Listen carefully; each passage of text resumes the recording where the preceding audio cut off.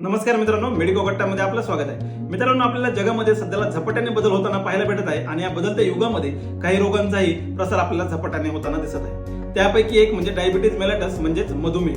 तर मित्रांनो, डायबिटीज मेलाटस म्हणजे आपल्या शरीरामध्ये साखरेचं किंवा ग्लुकोजचं प्रमाण वाढणं. तर हे कशामुळे होतं? तर आपल्या शरीरामध्ये पॅनक्रियाज नावाची एक ग्रंथी असते जी इन्सुलिन नावाचा हार्मोन तयार करत असते आणि हे इन्सुलिन नावाचा हार्मोन आपल्या शरीरामधील साखरेचं ग्लुकोजचं नियंत्रण करत असते.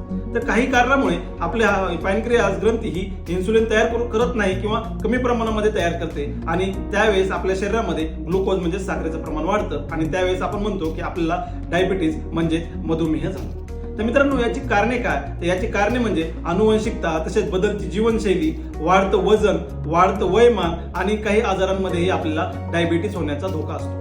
तर मित्रांनो, याची लक्षणे म्हणजे सतत भूक लागणे, सतत तहान लागणे, सतत लघवीला येणे हे याची प्रमुख लक्षणे आहेत. तसेच मित्रांनो, थकवा आणि आपल्या वजनामध्ये अचानक कमी होणे हे याची लक्षणे आहेत. तर मित्रांनो, ह्यावरील उपचार पद्धती किंवा हे टाळण्यासाठी आपण काय केले पाहिजे? तर मित्रांनो, ह्यावरील उपचार पद्धती म्हणजे आपल्याला आपल्या शरीरामध्ये बाहेरून इन्सुलिन घ्यावं लागतं. तसेच मित्रांनो, काही औषध उपचारांमुळेही हे शुगर कमी होऊ शकतं, आपल्या शरीरात शुगरचं प्रमाण कमी होऊ शकतं. तसेच मित्रांनो, आपल्याला आपल्या जीवनशैलीमध्ये काही प्रकारचे बदलाव करावे लागतात आणि सर्वात महत्त्वाचे म्हणजे आपल्याला गोड खाणे टाळले पाहिजे.